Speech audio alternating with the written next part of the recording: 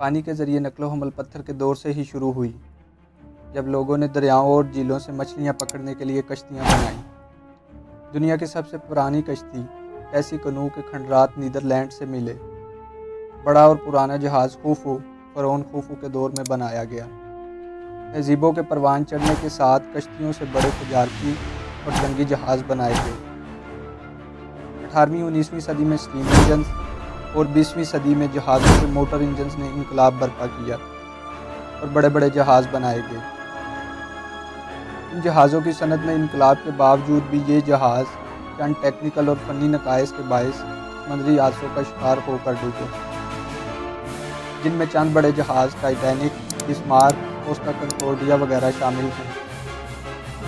لیکن تاریخ میں دنیا کے سب سے بڑے سمندر پیسیفک اوشن میں ایک 25 فٹ لمبی بالکل سادہ کشتی کنو اور اس کا سوار 1 سال اور 73 دن کے بعد بھی نہ ڈوبے۔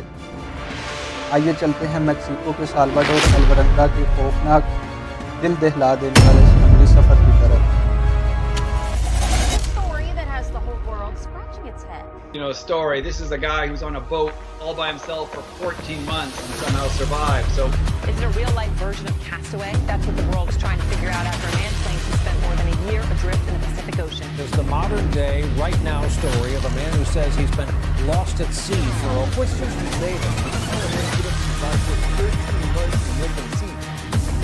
It's the kind of unbelievable story they make movies about. A man in a boat is washed up on the remote Marshall Islands in the North Pacific. Welcome to all of you on MF۔ دنیا میں 7 بر اعظم اور 5 oceans ہیں۔ Pacific ocean ہماری سوچ سے بھی زیادہ بڑا ہے۔ اگر آپ چلی کے شمالی ساحل سے سیدھا پیسیفک اوشن میں سوراخ کرنا شروع کریں تو آپ چائنا کے قریب پیسیفک اوشن میں ہی موجود ہوں گے۔ پیسیفک اوشن پورے سیارہ زمین کے 1/3 حصے پر پھیلا ہوا ہے۔ دنیا کے 7 بر اعظم بھی اس میں سمو جاتے ہیں۔ اس اتنے بڑے سمندر میں صرف چند چھوٹے چھوٹے دور دراز جزیرے ہیں۔ اس سے ثابت ہوتا ہے کہ اگر خدا نہ خواستہ آپ اس سمندر میں کھو گئے تو کوئی بھی آپ کو ڈھونڈ نہیں سکتا۔ 17 نومبر 2012 کو الورنگا کوسٹ ازول سے ایک 24 سالہ لڑکے کارڈوبا کے ہمراہ مچھلیاں پکڑنے کے لیے 30 گھنٹے کے سمندری سفر پر نکلا۔ انہوں نے اس امید کی وجہ سے کہ بارش نہیں ہوگی اپنے سمندری سفر کے تمام ٹولز کو اچھی طرح چیک نہ کیا۔ ان کے ریڈیو کی بیٹری آدھی تھی اور GPS بھی واٹر پروف نہ تھا۔ اپنے سفر کے آغاز پر تھوڑا سا بھی موسم پر غور کرنے کی بجائے اپنے ٹارگٹ پر غور کیا اور ہزاروں پاؤنڈز مچھلیاں پکڑیں۔ الورنگا اپنے کام کے متعلقہ تقریباً تمام مشکل چیزوں سے بھی آگاہ تھا، لیکن اس دن اس کشتی کے سوار اچانک اپنے سفر کے دوران آنے والی قدرتی آفت کی سختی سے آگاہ نہ تھے۔ اتنی دیر میں افق پر گہرے بادل چھانے لگے۔ اسی کے ساتھ ایک خوفناک سمندری طوفان نے ان کی کشتی کو گھیر لیا۔ دونوں نے سمندری طوفان سے بچنے کی بھرپور کوشش کی۔ پانی کی لہریں 25 فٹ کی کشتی کو کسی بھی وقت ڈبو سکتی تھیں۔ پیشہ ور مچھیرے تو اس طرح کے واقعات سے واقف ہوتے ہیں، لیکن الورنگا کا دوست کارڈوبا، جس نے حال ہی میں اس کام کو جوائن کیا تھا، پریشان ہو گیا اور ہر عام آدمی کی طرح زندہ بچنے کی امید کھو بیٹھا۔ وہ ان خیالات سے ڈر گیا کہ مچھلیاں اسے نگل جائیں گی اور ڈوبنے کے خوف کی وجہ سے ایک ہی جگہ پر ساکت ہو گیا۔ لیکن کارڈوبا کی یہ حالت الورنگا کو پریشان نہ کر سکی اور اس نے کوشش جاری رکھی۔ دوسری طرف طوفانی لہریں بار بار کشتی سے ٹکرا رہی تھیں۔ خطرناک لہروں کے بھنور میں کشتی ڈوبنے ہی والی تھی کہ الورنگا نے آواز دی، کشتی میں سے سامان کم کیا جائے۔ انہوں نے تقریباً سارا سامان مچھلیوں سمیت پانی میں پھینک دیا، لیکن طوفان تھا کہ تھمنے کا نام ہی نہ لے رہا تھا۔ اب ان کے پاس ایک ریڈیو، ناکارہ GPS اور صرف چند چیزیں کشتی میں تھیں۔ ان کا زمین سے رابطہ بھی منقطع ہو چکا تھا۔ اچانک زور و شور سے بارش بھی شروع ہو گئی۔ انہوں نے خود کو ٹھنڈ سے بچانے کے لیے چھوٹے آئس باکسز کو سر پر رکھ دیے۔ جب بارش اور طوفان تھمنے کا نام نہ لے رہے تھے، اس وقت ان کی کشتی خوفناک موجوں کے رحم و کرم پر تھی۔ بہت محنت کے باوجود صبح کے 7 بجے وہ ساحل سے 24 کلومیٹر دور تھے۔ تھوڑی دیر بعد ان کی موٹر خراب ہو گئی اور اسی دوران انہوں نے ریڈیو کے ذریعے اپنے باس کو بھی آگاہ کر دیا۔ باس نے فوراً ایک ٹیم ان دونوں کو واپس گھر لانے کے لیے بھیج دی۔ چند منٹ کے بعد ریڈیو کی بیٹری ختم ہو گئی اور سمندری ہوائیں ان کی کشتی کو گہرے سمندر کی طرف لے جانے لگیں۔ ان کی کشتی اور گہرے سمندر کی طرف بڑھنے لگی۔ ان کے پاس کوئی چیز زمین پر رابطے یا دیکھنے کے لیے نہ تھی۔ اب الورنگا کو یقین ہو چکا تھا کہ وہ سمندر میں کھو چکے ہیں۔ ان کی کشتی گہرے سمندر کی طرف بڑھتی جا رہی تھی۔ 5 دنوں میں ہوا ان کو ساحل سے 450 کلومیٹر دور لے جا چکی تھی۔ کشتی میں موجود کھانے کا سامان بھی ختم ہونے لگا۔ الورنگا پیشہ ور مچھیرا تھا۔ اس نے ہاتھ سے مچھلیاں پکڑنی شروع کر دیں۔ جو پرندے بھی ان کی کشتی پر بیٹھتے وہ انہیں پکڑ کر کھا لیتے۔ پھر کچھ دن ایسے بھی آئے کہ کئی دن بارش نہ ہونے کی وجہ سے الورنگا کو اپنا یورن اور کچھوے کا خون پینا پڑا اور بھوک کی وجہ سے اپنے ناخن کھانے پڑے۔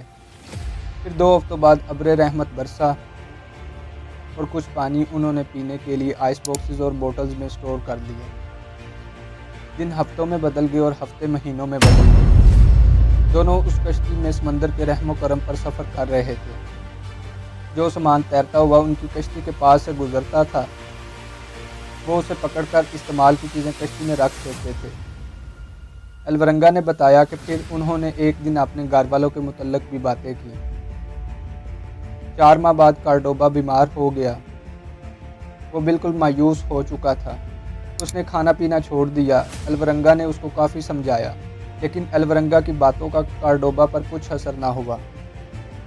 ان تمام واقعات کے باوجود الورنگا نے امید کا دامن نہ چھوڑا۔ آخرکار کارڈوبا کی موت واقع ہوگی۔ اس کی ڈیڈ باڈی چند دن کشتی میں پڑی رہی۔ الورنگا پر اتنے عظیم سمندر میں اپنے دوست کی موت بہت بڑا امتحان تھا، لیکن یہ واقعہ اس کے صبر اور استقلال کو ہلا نہ سکا۔ وہ اکیلا ہواؤں کے جھونکوں پر سمندر میں سفر کرتا رہا۔ 11 ماہ بعد اس کی کشتی کے پاس سے اس خاموش سمندر میں ایک کارگو شپ گزرا اور الورنگا نے اسے اشارے کیے لیکن جہاز نے کوئی رسپانس نہ دیا۔ الورنگا بہت زیادہ پریشان ہوا لیکن پھر اس نے اپنی ہمت کو یکجا کیا اور خود کو حوصلہ دیا کہ وہ لازمی زمین پر پہنچ جائے گا۔ 14 ماہ کے بعد اس نے پیسیفک اوشن کی ہلکی دھند میں ایک جزیرہ دیکھا اور چند ناریل اس کشتی سے ٹکرائے۔ اس کو یقین ہو گیا کہ کوئی جزیرہ قریب ہے۔ الورنگا سمندر میں تھوڑا سا تیر کر اس جزیرے پر پہنچ گیا اور اس کی خوشی کی انتہا نہ تھی۔ اب اس کے 438 دن سمندر میں گزر چکے تھے اور وہ میکسیکو سے 11,000 کلومیٹر دور ایبن اٹول جزیرے پر موجود تھا۔ یہ اتنا ہی سفر ہے کہ ایک آدمی دنیا کے ایک کونے لسبن جو امریکہ میں ہے سے یورپ اور ایشیا سے گزر کر ہیروشیما پہنچ جائے۔ اگر الورنگا ایبن اٹول کو مس کر دیتا تو اس کا اگلا سٹاپ فلپائن تھا جو ایبن اٹول سے 5,000 کلومیٹر کے فاصلے پر ہے اور اسے 240 دن اور لگنے تھے 438 دن کے علاوہ فلپائن پہنچنے کے لیے۔ خوش قسمتی سے وہ پیسیفک اوشن کے بالکل سینٹر میں بہت ہی چھوٹے سے جزیرے پر پہنچ گیا اور اسے بچا لیا گیا۔ ایک رپورٹ کے مطابق وہاں اینی اور رسل نے اسے دیکھا کہ وہ خوشی سے اچھل رہا تھا اور انہوں نے اسے اپنے گھر میں جگہ دی۔ الورنگا یہ نہیں جانتا تھا کہ وہ اس وقت کہاں تھا اور اس وقت یہ چیز معنی بھی نہ رکھتی تھی کیونکہ اس کا 438 دن کا سمندری ڈرونا خواب ختم ہو چکا تھا۔ یہ کہانی ایک معجزہ ضرور لگتی ہے، بٹ دوستو وہ کیا چیز تھی جس نے الورنگا کو زندہ رکھا اتنے عظیم الشان، خوفناک اور جان لیوا سمندر میں روٹی، کپڑے، چھت وغیرہ کے بغیر؟ یقیناً یہ اس کے زندہ رہنے کی ول پاور اور پازیٹیو امیدیں تھیں کہ وہ ایک دن زمین پر ضرور اترے گا۔ آخر میں ارنسٹ ہیمنگوے کے novel the old man and the sea کے ایک فقرے پر بات ختم کرتے ہیں، A man can be destroyed but not defeated۔ اس میں کوئی مبالغہ آرائی نہیں کہ یہ فقرہ الورنگا پر 100% فٹ آتا ہے کیونکہ قدرتی حالات نے اسے تباہ لازمی کیا لیکن اس کی ول پاور پر ذرا برابر آنچ نہ آئی۔ اور یہ سنہری الفاظ ہر آدمی کو حوصلے، استقلال، استقامت اور شجاعت کا درس دیتے ہیں۔ اسی کے ساتھ مجھے دیجیے اجازت، ملتے ہیں آپ سے اگلی شاندار ویڈیو میں۔ امید ہے آپ کو ویڈیو پسند آئی ہوگی۔